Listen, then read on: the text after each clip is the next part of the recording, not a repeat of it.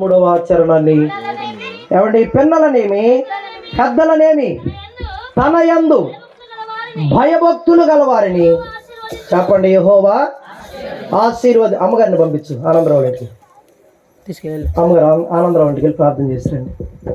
పిన్నలనేమి పెద్దలనేమి తన యందు భయభక్తులు గలవారిని చెప్పండి యెహోవా. అంత మాత్రమే కదా, తర్వాత వచ్చేది చదవండి. యెహోవా మిమ్మును మీ పిల్లలను వృద్ధి పొందించును. దేవుని మాటలు మన వినికిడిలో సరిగా బోధించునుగాక. ఈ రాత్రి గమనించండి ప్రియులారా, దేవుని వాక్యం చెబుతుంది, పిన్నలేమి పెద్దలేమి చెప్పండి ఎవరైనా సరే యెహోవా యందు భయభక్తులు కలిగిన వారు దేవుడు ఏం చేస్తాడంట. అంత మాత్రమే కాదు, మిమ్ములను మీ పిల్లలను కూడా ఏం చేస్తాడంట. అది సంగతి. ఈ రాత్రి ఒక వ్యక్తి దేవుని చేత దీవించబడాలంటే, ఈ రాత్రి ఒక వ్యక్తి దేవుని చేత అభివృద్ధిలోకి రావాలి అంటే చెప్పండి ఏం కలిగి ఉండాలి? భయం ఉండాలి. ఉండాలి, భయం ఉండాలి. ఎందుకు కుటుంబాలు పాడైపోతున్నాయి అంటే భయం లేదు ప్రియులారా. పట్టణాలకు మధ్యలో సమాధానం లేదు, కారణం భయం లేదు. కుటుంబాలు పాడైపోతున్నాయి, యవనస్తులు పాడైపోతున్నారు, కుటుంబాలు విచ్ఛిన్నమైపోతున్నాయి, జీవితాలు పాడైపోతున్నాయి. కారణం ఏంటి? భయంకరమైన రోగాలు మానవ దేహంలోకి వచ్చేస్తున్నాయి. కారణం ఏంటో చెప్పనా? దేవుని భయం మనిషిలో లేదు. ఈ రాత్రి దేవుని వాక్యం అంటుంది, నువ్వు ఎవరైనా సరే ఒక వ్యక్తి దీవించబడాలి అంటే అది కేవలం దేవుని బట్టే తప్ప మరే ఆధారం. కొన్నిసార్లు మనం అనుకుంటాం, మా పిల్లలు బాగా చదువుతారండి అయితే అవ్వచ్చు, మాకు చాలా ఆస్తులు ఉన్నాయండి అయితే కావచ్చు, మాకు చాలా అన్ని అనుకూలమైన పరచబడిన పరిస్థితులు ఉన్నాయండి కావచ్చు. కానీ దేవుని వాక్యం చెప్తుంది, ఆయన భయం లేకుండా నువ్వేది కలిగి ఏమవుతుంది? జ్ఞానమంత చూపి శక్తి దార పోసిన నష్టమే మిగులుచుండినా. ఏమండి, చాలా జ్ఞానవంతుడు అనుకున్నాడు, బలం ఉంది, సంపద ఉంది, ఇవన్నీ కలబోసుకొని ఒక ప్రయత్నం చేద్దాం అనుకున్నాడు. రాయబడిన మాట ఏంటో తెలుసా? మిగిలిన చెప్పండి శాశ్వభాగము నష్టమే. కారణం ఏంటి? దేవుని భయం లేదు. మానవ జీవితంలో దేవుని భయం లేనప్పుడు నువ్వు వేసే ప్రతి అడుగు నష్టమే. కానీ రాత్రి అభివృద్ధి చూశారు ఈ కుటుంబం, గట్టిగా చప్పట్లు కొట్టి దేవుని కనపడదు. కారణం ఏంటో తెలుసా? దేవుని భయము చెప్పండి భక్తి కలిగిన కుటుంబాలని ఆయన విడిచిపెట్టేవాడు. ఏంటి మరి దేవుని భయం అంటే? ఎవడు ఎలా చెప్పగలం ఒక వ్యక్తి దేవునికి భయపడతాడని? ఎలాగ మనం చెప్పండి గమనించగలం? వాక్యం చెబుతుంది, నేను దేవునికి భయపడతానండి అని అంటే నువ్వు సరిపోదు. నేను దేవునికి భయపడేవాడినండి, మా కుటుంబం చాలా భక్తి కలిగిందండి, కుదరదు. నువ్వెవరైనా నీ గురించి నువ్వు చెప్పడం కాదు, నా గురించి నేను చెప్పడం కాదు, మనందరి గురించి ఎవరు చెప్పాలి? దేవుడు. నువ్వు ఆయనకు భయం కలిగి బ్రతుకుతున్నావో లేదో, ఈ రాత్రి భక్తి నీ జీవితంలో ఉందో లేదో, నీ వాతావరణం ఏంటో, నీ ఆత్మీయత ఏంటో, నీ పరిస్థితి ఏంటో, నీ భక్తి ఏంటో చెప్పండి చెప్పవలసింది నువ్వు కాదు, నేను కాదు. ఎవరు చెప్పాలి? దేవుడు చెప్పాలి. దేవుని వాక్యం చెప్తుంది, బైబిల్ పరిశుద్ధ గ్రంథంలో దేవునికి భయపడిన అనేక మందిని దేవుడు దీవించాడు. ఈ రాత్రి ఒక వ్యక్తిని మీతో మాట్లాడి నా సందేశాన్ని ముగింపులోకి తీసుకొస్తారు. ఆదికాండము 22వ అధ్యాయము 12-13 వచనాల్లో ఆ వ్యక్తిని గురించి వాక్యం ఈ రీతిగా రాయబడింది, చదవండి. భయము భక్తి కలిగిన కుటుంబాలని ప్రభు దీవిస్తాడు. అప్పుడు ఆయన ఆ చిన్నవాని మీద చేయి వేయకము, అతనిని ఏమీ చేయకము, నీకు ఒక్కడై ఉన్నా అదిగో చెప్పండి నీ కుమారుని నాకీ వెని తీయలేదు కనుక.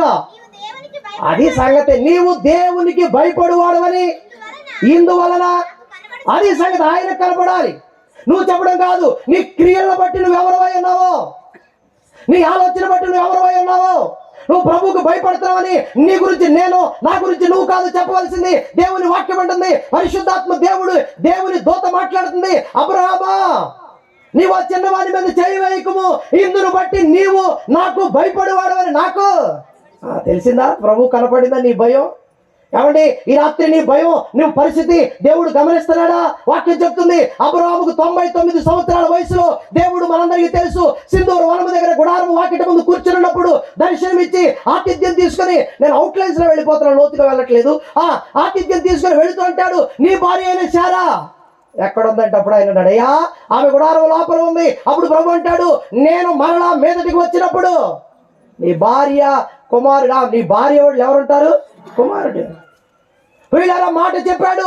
మరి తర్వాత కొన్ని కాన్వర్జేషన్స్ జరిగినాయి. ఆవిడ నవ్వింది. ప్రభు అన్నాడు, యెహోవాకు అసాధ్యం ఏదైనా కలదా అన్నాడు. నేను దాని గురించి మాట్లాడడం లేదు, కానీ అది జరిగిన తర్వాత ప్రభు వెళ్ళిపోయాడు. వెళ్ళిపోయిన తర్వాత కుమారుడు పుట్టాడు, పెరిగి పెద్దవాడు అవుతున్నాడు. ఒకరోజు ప్రభు అబ్రాహామును దర్శించి, అబ్రామా ఎక్కడున్నాడు మీ కుమారుడు అన్నాడు. ఆయన నా కుమారుడు ఆడుకుంటున్నాడు. ఎలా ఉంది జీవితం? ఎంత మంచి సంతోషమయ్యా. నా భార్య నేను ఊహించలేదు కదా నువ్వు బిడ్డలు ఇస్తావని. నా భార్య నేను అనుకోలేదు కదా ఇంతగా మీరు మమ్మల్ని హెచ్చిస్తారని. మా జీవితం నువ్వు అన్నట్టుగా చాలా హ్యాపీగా ఉన్నావంటే ఇప్పుడు పని చేయాలి అబ్రహాం. చెప్పు ప్రభా, నువ్వు ఇంత చేస్తే నీ కొరకు నేను ఈ పని చేయలేనా? ఏం చేయమంటావంటే ప్రభు అన్నాడు, నీ ఒక్కడే ఉన్న నీ కుమారుణ్ణి నీవు మోరియా పర్వతం మీదకి తీసుకువెళ్ళి నాకు చెప్పండి దహన బలి. ఎంత మాట! నీ కుమారుని తీసుకొచ్చి పాట పాడించమలేదు, నీ కుమారుని సేవకుడు చేయమలేదు, నీ కుమారుని ఇంకోటి చేయమలేదు. నీ కుమారుని తీసుకొచ్చి మౌంటైన్ ఆఫ్ మోరియా ఆ పర్వతం దగ్గరకు వెళ్ళి నువ్వు దహన బలి చేయాలన్నాడు. అంతే. ఒక్క మాట మారు ఆలోచన చేయకుండా అబ్రహాము రాయబడిన మాట్లాడు తెలుసా? చదవలసిన అవసరం లేదు, కానీ అతడు పెంబల కడలేచి గాడిదలను తీసుకొని పనివారిని తీసుకొని కుమారుని తీసుకొని కట్టెలు చీల్చి ఏం చేశాడంట? కట్టెలు చీల్చి ఆ కుమారుని తీసుకొని మోరియా పర్వతం దగ్గర వెళ్ళిపోయాడు. వీళ్ళారా అక్కడ వెళ్ళిన తర్వాత 3వ దినమున కుమారుడిని ఒక్కడే తీసుకొని కట్టెలు అతని నెత్తి మీదే ఎవడో ఎత్తి పెట్టాడంట? ఇస్సాకు నెత్తి మీద కట్టెలు పెట్టి పనివారిని గాడిదలను ఆపి ఇదిగో వెళ్ళి కట్టెల మీద బంధించని రాయబడింది. అక్కడ కుమారుని బంధించి కత్తి పైకి లేపాడు. గట్టిగా చప్పట్లు కొట్టి సంతోషిద్దాం ప్రియులారా. అప్పుడు దేవునితో తంది అబ్రహాం, నథింగ్, నువ్వు అలా చేయడానికి వీల్లేదు. నువ్వు ఆ కుమారుని దహన బలి అర్పించడానికి వీల్లేదు. నేను నిన్ను పరీక్షించాను.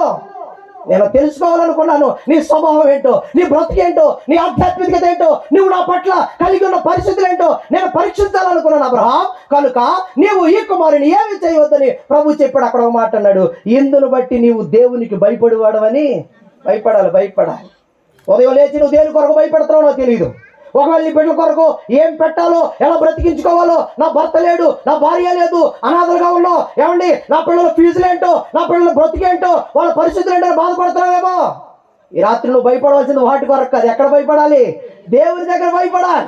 దేవుని దగ్గర. నా మాటలు జాగ్రత్తగా వినండి. దేవునికి భయపడేవాడు పాపం చేయడు, భక్తి కలిగిన వాడు ప్రార్థన మానడు. గట్టిగా సఫలం కొట్టండి. భక్తి కలిగిన వాడు ప్రార్థన మానడు, భయపడేవాడు పాపం చేయడు. పాపం అంటే ఏంటి? ఆజ్ఞాతిక్రమమే. దేవుని మాట వింటాడు. అబ్రాహాము దేవుడికి ఎందుకు భయపడ్డాడని నిర్ధారణకు వచ్చిందంటే దేవుడు చెప్పినట్టుగా అబ్రాహాము చేశాడు. ఈ రాత్రి నువ్వు దేవునికి భయపడేవాడు ఏం చేయాలి? నువ్వు దేవునికి వినాలి, ఆయన మాట వినాలండి. ఆయన చెప్పినట్టుగా నడవాలి, ఆయన మాట వినాలి. నువ్వెవరైనా, నీకు ఉద్యోగం ఉందేమో, నీకు వ్యాపారం ఉందేమో, నువ్వు సంపన్నుడివేమో, నువ్వు గరుడువేమో, నువ్వెవరైనా కావచ్చు. దేవుని పరిస్థితికి వచ్చేసరికి మనం దేవునికి ఏం చేయాలట? భయపడాలి. అబ్రాహాము భయపడ్డాడు. నేను వెళ్ళాను అక్క చెప్పినట్టుగా. నేను 4 పర్యాయాలు లేదు 5 పర్యాయాలు వెళ్ళాను కొండపల్లి. మీరు నమ్మండి ప్రియులారా, నేను వెళ్ళిన ప్రతిసారి స్టడీ చైర్లో కూర్చొని చదువుతూనే ఉన్నాడు. చిన్న ఎక్కడున్నారు? గట్టిగా చప్పట్లు కొట్టండి. అయ్యో నా తల్లి కష్టపడుతుంది, నా తల్లి నా తండ్రి ఇద్దరు ప్రయాసపడుతున్నారే, నేను ఆ తల్లిని మోసం చేయకూడదు. లేరా ఇవాళ తల్లిదండ్రులు మోసం చేసేవాళ్ళు ఎంతమంది? యవనస్తులారా జాగ్రత్త. నీ తల్లిని మోసం చేసేవాడుగా, నీ తండ్రిని మోసం చేసేవాడుగా లేరా ఈవేళ పిల్లలంటే ఉన్నారు. కాలేజీకి వెళ్ళి తిరుగుతున్న వాళ్ళు ఉన్నారు, కాలేజీకి వెళ్ళి త్రాగుతున్న వారు ఉన్నారు, కాలేజీ కొరకు వెళ్ళి వేరొక ప్రాంతాలకు వెళ్ళి ఇష్టానుసారంగా బ్రతుకుతున్న వాళ్ళు లేకపోలేదు. ఈ రాత్రి నేను వెళ్ళిన ప్రతిసారి ప్రియులరా నమ్మండి, దేవుని సేవకులుగా చెబుతున్నా, ఆ చదువుతూనే కనిపించేవాడండి. నేను అనుకున్నాను ఆ రోజు తీర్మానం తీసుకున్నాను. మా అక్కేం చెప్పలేదు అప్పుడు, కానీ మా మేనత్త గారు ఉంటే ఎంత సంతోషపడేదో. మా చిన్న మేనత్త చనిపోయింది మొన్న ఈ మధ్య. ఆమె కార్యక్రమం దగ్గర కొన్ని విషయాలు మాట్లాడుకుంటూ మేము ప్రార్థన గురించి మాట్లాడాం. అప్పుడు ఆమె చెప్పకముందే నేను నా భార్యతో మాట చెప్పా, ఈ రాత్రి నుంచి మనం ఒక ప్రార్థన విషయం మొదలు పెట్టాలి. ఇదిగో చిన్ను నేను వెళ్ళిన ప్రతిసారి చదువుతున్నాడు. అంత కష్టపడుతున్న వాడికి సిగ్గు కలగడానికి వీలు చేయాలి, మనం ప్రార్థన చేయాలన్నా. మీరు నమ్మండి ప్రియులారా, మా అక్క దగ్గర సాక్ష్యం చెప్పింది. దర్శనంతో ప్రభు చెప్పాడు 2024లో నేను ఉద్యోగం అయిపోతున్నాను. గట్టిగా చప్పట్లు కొట్టండి. నేను మళ్ళా చెప్పాను కేవలం ఒక వారం రోజుల్లో నీకు ఉద్యోగం రాకపోతుందని. 3వ రోజే దేవుడు ఉద్యోగం ఇచ్చాడు. గట్టిగా చప్పట్లు కొట్టండి. ఎందుకు ఈ మాటలు చెప్తున్నానో తెలుసా? సిగ్గుపడినిచ్చేవాడు. కానీ నువ్వు దేవునికి భయపడి బ్రతికితే ఓడిపోనివ్వడు. కౌశిబాబు, యేసయ్యా ఓడిపోనివ్వడు, ఓడిపోనివ్వడు, యేసయ్యా ఓడిపోని ఓటమి తప్ప పని రోజైనాను ఓడిపోనివ్వడు, చేదారిపోయిన స్థితులైనాను ఓడిపోనివ్వడు, సిగ్గుపడనివ్వడు.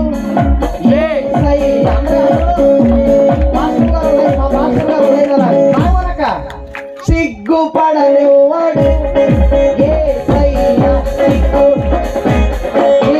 స్థితిలో నీ ఉన్నను సిగ్గుపడనీయడు, ఆశలు అనగారిపోయినను అందరూ హీనంగా చూసినను ఓడిపోనివ్వడు యేసయ్య ఓడి.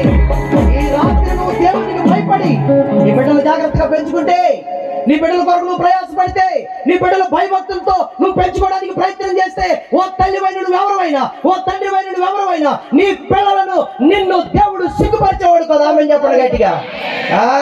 ఈ రాత్రి ఒకవేళ ఓడిపోయి ఉన్నామేమో, ఇక్కడ సిగ్గుపడుతూ ఉన్నామేమో, అవమానకరంగా ఉన్నామేమో, నా కుటుంబం ఏంటి, నా బిడ్డలు ఏంటి, వారి వ్యవస్థలు ఏంటని ఈ రాత్రి దేవుని సేవకుడిగా ప్రకటిస్తాడో తెలుసా?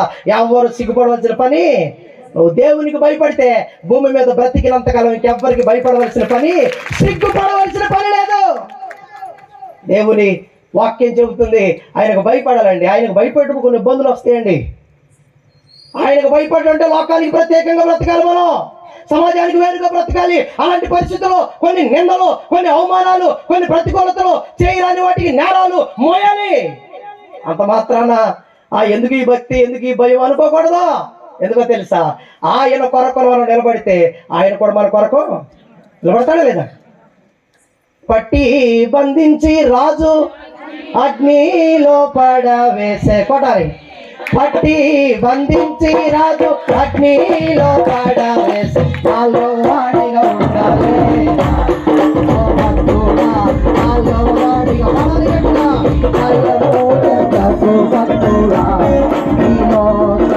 మాయాలు చూసినప్పుడు భయము చెందకు, నీవు దిగులు చెందకు, పడాలి. భయము చెందకు, ఎందుకని జీవామిచ్చిన భక్తుడా, జీవామిచ్చిన. ఓ ఈ రాత్రి భయపడతావేమో, ప్రభు కొరకు నువ్వు నమ్మకంగా నిలబడితే ఈ రాత్రి ఎంత గొప్ప దేవుడు అంటే, కష్టాలు, ఇబ్బందులు, ప్రతికూలతలు వచ్చిన నిలబడు. అప్పులైనయా, నువ్వు అప్పుల గురించి చింతపడవలసిన పని లేదు, ఆత్మహత్య కొరకు పరిగెత్తవలసిన పని లేదు. నిన్ను ఆశీర్వదించబడటానికి పిలిచాడు కానీ ఒకరితో పాల్గొంటకు నేను నిన్ను పిలవలేదన్నాడు. ఎందుకు పాడైపోతున్నారు, ఎందుకు నష్టాల వైపు వెళ్ళిపోతున్నారు, ఎందుకు శాపగ్రస్తులు అయిపోతున్నారంటే దేవుని భయము మానవ జీవితంలో లేదు. దేవుని భయం ఉంటే ఆయన నిన్ను పాడు చేసేవాడు కాదండి. ఆ దేవుని భయం ఉంటే నిన్ను విడిచిపెట్టేవాడు కాదండి. నువ్వు ఏ స్థలంలో ఉన్నా, షడ్రకు మేషకు అబేద్నెగోలు నేను మొక్కమని ప్రభు కొరకు నమ్మకంగా నిలబడ్డారు. రాజన్నాడు 1000 అగ్నిగుండములు అంటే 700 అగ్నిగుండములు బలార్జునైన మనుషులు తీసుకువెళ్ళి అగ్నిగుండంలో వేస్తే 4వ వాడిగా దేవుడు, కొట్టండి గట్టిగా చప్పట్లో, 4వ వాడిగా ఉన్నాడు. భయపడాలి. ఆ చిన్ను ఎంత భయం కలిగి బ్రతికాడండి. అనితీష్ అనే యవనస్తుడు తండ్రి కష్టాన్ని చూసి, అయ్యో నేను కష్టపడి చదువుకోవాలి, నా తల్లికి సిగ్గు మిగల్చకూడదు, నేను నా తల్లిని అవమానపరచకూడదు, నేను నా కుటుంబాన్ని చెప్పండి దుఃఖంలో ఉంచుకోవడానికి వీల్లేదని భయపడ్డాడండి దేవునికి. నేను ఒక మాట అంటాను, జాగ్రత్తగా వినండి. ఒకవేళ తల్లి డ్యూటీకి వెళ్ళిపోయింది, తండ్రి డ్యూటీకి వెళ్ళాడు, వాళ్ళ అన్నయ్య హైదరాబాద్లో ఉండేవాడు. యవ్వన కాలంలో తన హృదయాన్ని కాపాడుకున్నాడండి. గట్టిగా చప్పట్లు కొట్టండి. హృదయాన్ని కాపాడుకున్నాడు. యవనచ్చలకు దూరంగా పారిపోయాడు, యవన కోరికలు అదుపు చేసుకున్నాడు, యవన జీవితాన్ని పరిశుద్ధంగా కాపాడుకున్నాడండి. అందుకే భయం కలిగి ఏం చేసుకోగలిగాడు? చదువుకున్నాడు. ఈవేళ ఆశీర్వదించబడ్డాడు. కారణం ఏంటంటే అదుపు చేసుకోవాలి. నువ్వు ఎవరైనా నీ హృదయం అదుపు లేకపోతే, నీ కోరికలు అదుపు లేకపోతే, నీ శరీరేచ్చలకి, నీ భోగ్యచ్చలకి నువ్వు దూరంగా లేకపోతే నీ బతుకు ఎంతకాలం చూసిన ప్రయోజనము ఉండదు. మానవ దేహం ఏమైపోతుంది? భయం లేక పాడైపోతుందండి, ఆలోచనలు పాడైపోతున్నాయండి. ఈ రాత్రి దేవుని సేవకులకు ఒక మాట చెప్పిన మాటలు ముగింపులోకి వెళ్తున్నాను. దేవునికి భయపడాలండి, పాపానికి దూరంగా పారిపోవాలండి, హృదయానికి దూరంగా పారిపోవాలండి, కోరికలు అదుపు చేసుకోవాలండి, హృదయాన్ని భద్రపరచుకోవాలండి, తల్లి వైపు చూడాలండి, తండ్రి వైపు చూడాలండి. ఎవరొస్తుంది? జాగ్రత్త. నువ్వు ఇవాళ మంచిగా తిరిగి హ్యాపీగా ఉన్నావు అంటే ఏమంటే నీ వెనకాల నీ తల్లిదండ్రులు పడే కష్టం ఎంతో, నీ తల్లిదండ్రులు పడే ప్రయాసం ఎంతో ఈ రాత్రి గమనించాలి. నువ్వు దేవుని కొరకు నమ్మకంగా బ్రతికితే ఆయన నువ్వు అడిగేదానికంటే అధికంగా. విజయవాడలో ఎప్పుడు కొన్నా చూసి నీ బుల్లెట్? జనవరి నెలలో దాదాపు 10:30 అయిపోయింది టైం. బెంజ్ సర్కిల్ ఫ్లైఓవర్ పక్కన బండి కొన్నాం. ప్రియులారా గమనించండి, 3 లక్షలు అయింది బండి. మా అన్న నన్ను తీసుకెళ్ళాడు, బండికి మీరు రావాలి అయ్యా దైవజనుడు అని. నేను వెళ్ళాను, కౌశీ బాబు నేను మా అన్నయ్య వెళ్ళాం. బండి కొన్నాం 3 లక్షలు. నేనే నా చేతులతో డబ్బులు కట్టించారు. నేనే నిలబడున్నా.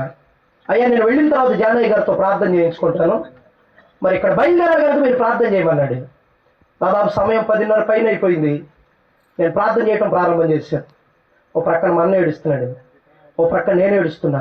ప్రార్థన ముగింపు రావట్లేదు.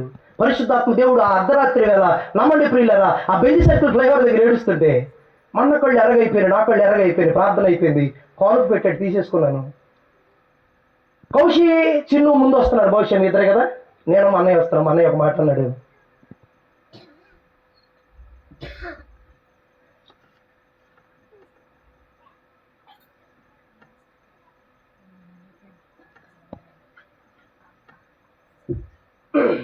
బండ పనికి వెళ్తే కానీ బ్రతుకులు ముందుకెళ్ళేవి కదా తమ్ముడా. లారీ పనికి వెళ్ళి బండలు మోసుకుంటేనే మన జీవితాలు అంతంత మాత్రమే వెళ్ళే. అమ్మొక కష్టం, నాన్నొక కష్టం, నేనొక కష్టం. అడవుల్లో ఘాటీల్లో లారీలతోని స్టీరింగ్ తోని కాయలు కాచిపోయి ఇదిగో క్షేమంగా వస్తారో తెలియదు. అడవుల్లోకి వెళ్ళాలి, ఘాటీల్లోకి వెళ్ళాలి. ఎన్నో బండ్లు నా ముందు పడిపోయి యాక్సిడెంట్లు అయిపోయి శవాలను తీయని పరిస్థితుల్లోకి వెళ్ళిపోయేవాళ్ళు. 25 రూపాయలు ముఠా మేస్త్రిగా వాళ్ళుతుంటే ఈ టెప్పర్ పనులు చేసాం. ఒక్కొక్క రోజు తిండి కూడా ఏంటి పరిస్థితి అన్నట్టుగా ఉండేది. ఇవాళ 3 లక్షలు పెట్టి దేవుడు బండి కొని ఇచ్చాడు అన్నాడు. గట్టిగా తప్పదు కొట్టండి. ఎవరు చేయాలి ఈ కార్యం? ఎవరు చేయాలి ఈ కార్యం? కూటికి గతి లేని పరిస్థితులు ఏదో ఎవరి దగ్గర చేపలేదు కానీ ఉన్న దాంట్లోనే బ్రతకడానికి ఒక 100 రూపాయలు 25 రూపాయలు పనులు చేసుకుని బ్రతికి నీ కుటుంబాల్లో 3 లక్షల రూపాయలు బండి అంటే నాకు అనిపించింది. ఏమి ఇచ్చినా నీ రుణాన్ని మేము మా బ్రతుకులు ఎంత ప్రభువా. మాకు ఎప్పటికీ బాధ అనిపిస్తూ ఉంటుంది. మా నాయనమ్మ మా తాతయ్యని తలుచుకుంటే ఒక మారు మనసు లేదనే కానీ, ఒక బాప్తీసం పొందలేదనే కానీ, మా తాతయ్య గురించి ఒక ఆయన చెప్తున్నాడు మా అన్నయ్యకి నాకు ఒక రోజున, మాకు చాలా ఇబ్బందిగా ఎప్పుడైనా ఉన్నప్పుడు మీ ఇంటికి వస్తే మీ తాతయ్య లేదనకుండా పెట్టేవాడు అన్నాడు. గట్టిగా చప్పట్లు కొట్టండి.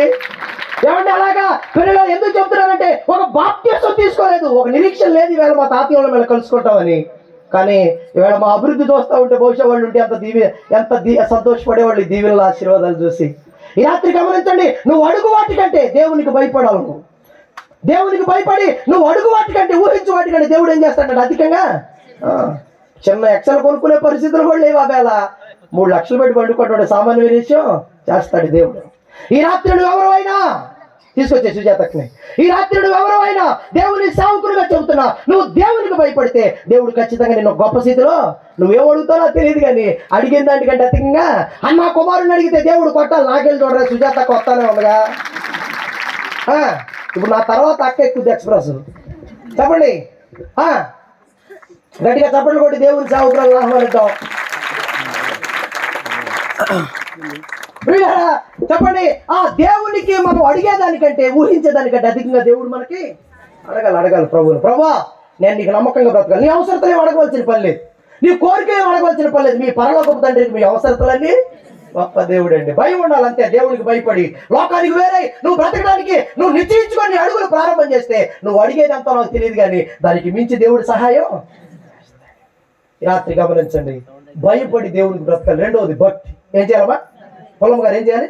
యాకోబు పత్రిక 1వ అధ్యాయం 27వ వచనం వెళ్ళిపోతుంది. యాకోబు పత్రిక 1వ అధ్యాయం 27వ వచనం భక్తిలోకి వెళ్ళిపోతుంది. తండ్రి అయిన దేవుని ఎదుట పవిత్రమును నిష్కలంకమునైన భక్తి ఏదనగా, అవునండి, దిక్కులేని పిల్లలను వేదవరాండ్రను వారి ఇబ్బందులు పరామర్శించుటయు ఇహలోక మాలిన్యము అదే సంగతి తనకు అంటకుండా తన్ను తాను కాపాడుకోవటే భక్తి. అంటే ఏంటంట? నిన్ను నువ్వు కాపాడుకోవాలి. కాపాడుకోగలవా? నిన్ను నువ్వు పరిశుద్ధపరచుకోవాలి. కుదరదు, నో నథింగ్. నిన్ను నువ్వు చెప్పండి మరి అభివృద్ధిలోకి తెచ్చుకోవాలి, కుదరదు. మరి ఏం చేయాలి? మనము దేవుని సన్నిధిలోకి వెళ్ళి మనల్ని మనం కాపాడుకోవటం ఏం చేయాలి చెప్పండి? ప్రార్థన. నా వైపు చూడాలి అందరూ. భక్తి ఏదనగా నిన్ను నీవు తగ్గించుకోవాలి, నిన్ను నీవు అభివృద్ధిలోకి తెచ్చుకోలేవు, నిన్ను నీవు పరిశుద్ధపరచుకోలేవు. అందుకని వాక్యం చెప్తుంది. చెప్పండి ఏం చేయాలంట మనం? దిక్కు లేని వారు. చివరి వచ్చిన చదువు, చివరి భాగం. యెహోలోక మాలిని మంటకుండా తన్ను తాను కాపాడుకోవాలి. ఎలా కాపాడుకోగలం? ఎక్కడ ఉంటే కాపాడుకుంటావా? నీ ఇంట్లో ఉంటే కాపాడుకుంటావా? నా వైపు చూడాలి. నీ ఇంట్లో ఉంటే కాపాడుకుంటావా? వీధిలో ఉంటే కాపాడుకుంటావా? ఉద్యోగంలో ఉంటే కాపాడుకుంటావా? నిన్ను నీవు కాపాడుకోవాలంటే నువ్వు ఎక్కడికి వెళ్ళాలి? ప్రార్థన మందిరానికి. నీ భక్తి నువ్వు ఇంట్లో కూర్చొని పాటలు పాడితే రాదు. వస్తుందా భక్తి? ఏమా వస్తుందా? రాదు. నీ భక్తి నువ్వు ఇంట్లో కూర్చొని పాటలు పాడితే రాదు. ఇంకా నాకు 6 నిమిషాలు ఉంది, నేనేంటి కుదురుతా? 9:30 అన్నారు కదా, నాకు కట్టుబడి ఉండాలి. మనం మీరు అటు ఇటు చూస్తే మాత్రం ఎట్లేదు వదిలేస్తాను అనుకున్నారా? నాకు మరొక ప్రియులారా, ఈ రాత్రి దేవుని సేవకుడిగా చెప్తున్నా, భక్తి ఎలా చేయాలి? భక్తి నువ్వు మందిరంలో చేయాలయ్యా. భక్తి నువ్వు ఎక్కడో ఉండి పాడతానంటే కుదరదు, ఎక్కడో ఉండి వింటానంటే కుదరదు. నేను ఎక్కడో ఉండి నేను చాలా భక్తి పరునండి, వాళ్ళకి ఇస్తానండి, దక్షిణాగిస్తాను, నథింగ్. ఎవరికి అవసరం లేదు. ఇది భక్తి. నువ్వు ఎక్కడ దేవుని మందిరానికి చేయాలి. నువ్వు భక్తి చేస్తే నీ పిల్లలకి ఆశీర్వాదం. ఆమె చెప్పండి. 40 సంవత్సరాల క్రితం మా మేనత్త గారు ఈ ఊర్లో సేవకురాలు. చెప్పండి ఎవరు? ఏనా మన మేనత్త గారు సేవకురాలు. నేను చెప్పరేంటి? మొన్నంగి మరియమ్మ గారండి. గట్టిగా చెప్పబట్లే. ఒక 40 సంవత్సరాల క్రితం మా మేనత్త గారు డేవిడ్ గారు మరియమ్మ గారు సేవ ప్రభువుని పరిచయం చేశారు ఈ ప్రాంతానికి. చిన్న పాక మెట్రోపాలిటన్ చర్చి ఉండేది. అప్పటి వరకు సువార్త లేదు. ఆ 40 సంవత్సరాల క్రితం మా మేనత్త గారు సువార్త తీసుకొస్తే మా అమ్మ చెప్తూ ఉంటుంది, అప్పుడప్పుడు చాలా ఏడుస్తూ ఉంటుంది. అయ్యా నేను ఎప్పుడు మాట్లాడే మా అమ్మ ఈ సందర్భం చెప్పకుండా ఉండదు. నేను పెద్దమ్మ వెళ్ళి మా పిల్లలను మేము పోషించుకుంటానే, మా పని మేము చేసుకుంటానే, పండుగ వచ్చిందంటే పేడ పోగు చేసుకుని, ఎర్రమట్టి పోగు చేసుకుని మందిరం అంతా అలికేవాళ్ళం. ఎవరన్నా ఉంటే చెప్పండి, అవునో కాదు, అబద్ధం అయితే చెప్పండి. అమ్మ లంచం గారు ఉంది ఇక్కడ, చేశారా? ఎవరెవరు చేశారు? నువ్వు మీ తోటివాడు చెప్పింది, ఆవిడ చెప్పింది అబద్ధం లేదు. దీంట్లో వాళ్ళిద్దరు నంబర్ 1 సిఎస్ఐ విశ్వాసులు. తిరువూరులో మా పెద్దమ్మ సిఎస్ఐ, మా అమ్మ కూడా సిఎస్ఐ. మంచి విశ్వాసులు, భక్తిగా పెంచారు తల్లిదండ్రులు. మా తాతయ్యకి మా నాయనమ్మకి భక్తి లేదు. ఏడు విగ్రహాలను చేసేవాళ్ళు, తప్పని నేను అంటలేదు, కానీ చేసేవాళ్ళు. వాళ్ళకి తెలియదు, భక్తి లేదు, పరిచయం చేసిన వాళ్ళు లేరు. మా మేనత్త గారు ఇదే ఊర్లో పుట్టింది. డేవిడ్ గారిని వివాహం చేసుకుని ఇక్కడికి వచ్చిన తర్వాత అద్భుతంగా సువార్త రాబడింది. ఇక్కడికి గట్టిగా చప్పట్లు కొట్టండి. యేసు ప్రభువుని పరిచయం చేశారు. మా అమ్మ చెప్తా ఉంటుంది, అయ్యా నేను పెద్దమ్మ ఇద్దరం వెళ్ళి అద్దం తలికేవాళ్ళం, శుభ్రం చేసేవాళ్ళం. కొన్నిసార్లు మీ నాన్న పదాక నువ్వేనా నేను ఒప్పుకునేదాన్ని కాదు.